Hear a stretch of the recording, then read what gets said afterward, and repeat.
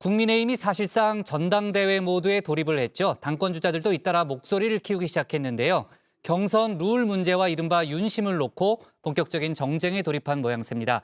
특히 뚜렷한 친윤 후보가 없는 상황에서 이른바 누가 윤의 남자가 될지에 관심이 쏠리고 있는데요. 정치권에서는 윤심 경쟁이 자칫 제2의 진박 소동으로 번질 수 있다는 우려도 나옵니다. 관련 내용을 정치인사이드에서 짚어봅니다.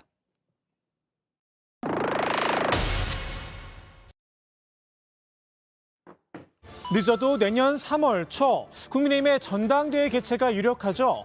주요 당권자들도 슬슬 몸을 풀기 시작했는데요. 그동안 말을 아껴왔던 유승민 전 의원도 스피커를 켰습니다. 유 전 의원, 본격적인 룰 경쟁에 신호탄을 쏘아 올렸죠. 그것도 아주 도발적인 언어로 말입니다.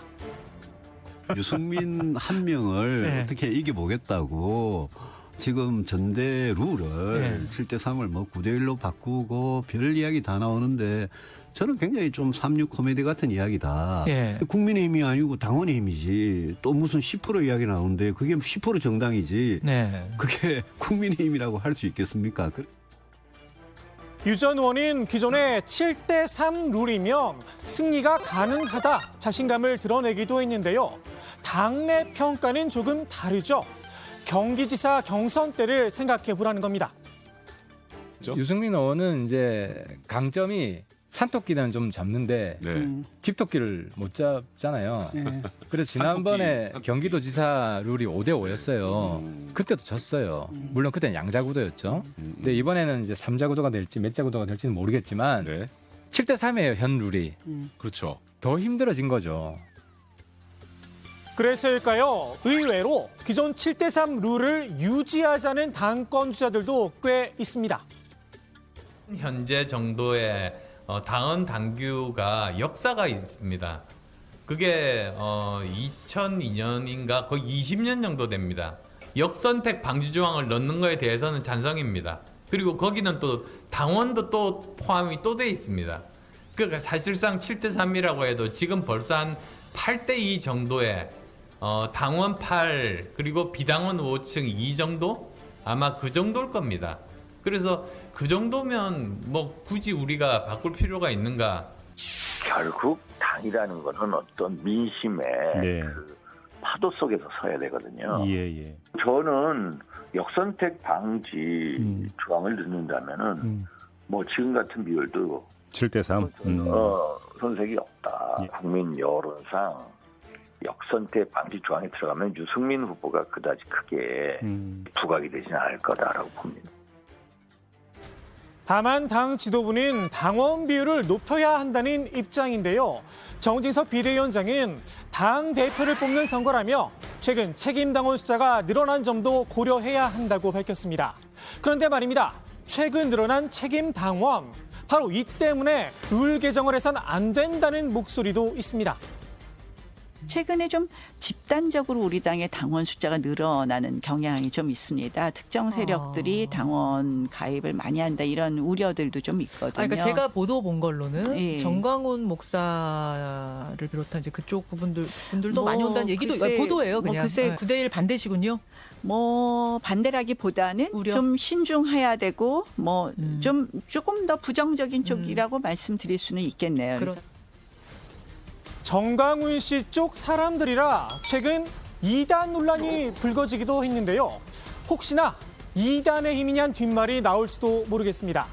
반면 경선 룰을 바꿔야 한다는 당권 주자들도 있죠. 김기현, 조경태 의원인데요. 우리 당의 정체성 그리고 우리 당이 가지고 있는 노선에 대해서 확고한 의지를 가지고 추진해 나갈 수 있는 사람 이렇게 뽑는 것이기 때문에 당원들의 의사가 당연히 절대적으로 반영이 된다 이렇게. 저는 오래전부터 당 대표는 저는 100% 당원 투표로 해서 해야 된다. 그래야만이 그 역선택에 대한 논란도 없고 그리고 당원들이 그 민심까지 반영해서 아마 전략적 투표를 할 거라 보고 있거든요. 두 사람 모두 영남이 정치적 기반이라는 건 안 비밀입니다. 수도권 청년 민심을 잡아야 된다. 그러면 9대1로 가는 건 말이 안 돼요. 왜냐하면 당심이라는 거는 TK 어르신 민심이거든.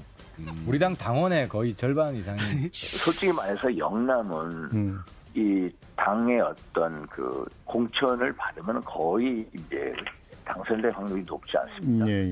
수도권은 참으로 힘듭니다. 압도적인 당심의 지원 없이는 승리할 자신이 없다는 걸까요? 차기 총선에서 MG와 수도권의 지지를 이끌어낼 수 있을지도 의문입니다. 국민의힘에서 당심은 곧 윤심으로 통하죠. 윤심을 놓고서도 당권주자들 사이에 경쟁이 치열한데요. 이른바 낙점을 받기 위해 애를 쓰는 모습입니다. 관저는 뭐 아직 못 갔습니다. 뭐 특별한 분들만 가시는 것 같네요. 관저 갔다 와야지 낙점이 된다고 막. 이미 낙점을 받은 분도 있습니다. 윤석열 대통령과 독대를 한 김기현 의원입니다.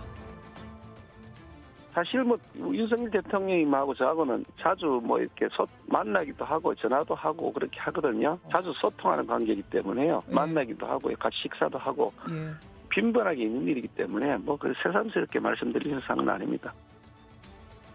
윤 대통령과 가깝다는 점을 은근히 과시를 했습니다. 윤심은 내게 있으니 알아서 잘 판단하라는 거겠죠. 너희 서장 남천동 살지? 예? 내가 임마 너희 서장이랑 임마 어저께도 같이 밥 먹고 사우나도 같이 가고 다 했어. 김 의원에 맞서 나도 윤 대통령과 수시로 소통해 왔다. 윤밍아웃이란 주자도 있습니다. 윤심파를 해선 안 된다. 일침을 놓으면서 말입니다. 저는 솔직하게 뭐 대통령하고 참 수시로 소통을 해왔습니다만 제가 솔직히 뭐 당권 뭐 주자를 오르내리고 당권에 그가 있는 사람 솔직히 어떤 윤심을 파는 듯한 그런 행위를 절대로 안 한다. 나는 나 스스로 자각론을 하지 대통령의 윤심을 팔고 대통령 만났다고 해서 세상에 아니 그게 언론플레이하는 게 말이 됩니까? 윤심을 어필하고 싶지만 비윤 후보로 분류돼 마음고생을 하고 있는 후보도 있죠. 바로 안철수 의원인데요. 나야말로 친인이다 프레임 벗기에 나섰습니다. 실제로 저는 윤석열 대통령과 소통을 하는 사이입니다. 대통령직 인수위원장을 비윤으로 이렇게 분류하는 것 자체는 굉장히 잘못된 그런 분류이고 그건 오히려 제가 당대표 당선되는 것을 어떻게든 좀 막으려고 하는 사람들이 만든 프레임 아닌가 저는 그렇게 생각을 해요. 저는 전혀 그런 뭐 비윤에 속하지가 않거든요. 반면 자신이 비윤 후보라는 점을 확실히 못 박은 분도 있죠. 유승민 전 의원, 윤 대통령을 향해 전대에 관여하지 말라 공개 경고장을 날렸습니다. 노무현 대통령 말 한마디 했다가 탄핵을 당했지 않습니까? 경선 개입, 공천 개입, 선거 개입 이거 얼마나 중대한 불법 행위인지 그거는 대통령께서 잘 아실 거라고. 윤심의 바로미터 장제원 의원과 국민 공감이 그 역할을 할 거란 분석이 나오는데요. 장 의원, 이른바 윤석열 시계를 차고 국민 공감 출범식에 참석을 했죠. 최근까지도 애용했던 검은 바탕에 메탈 시계를 풀고 말입니다. 이 윤석열 시계, 내가 찐핵관이다. 일종의 완장이 아니냐는 뒷말도 나오는데요. 국민공감의 첫 행사에 71명의 의원이 몰린 이유, 바로 장제원의 힘이란 해석입니다.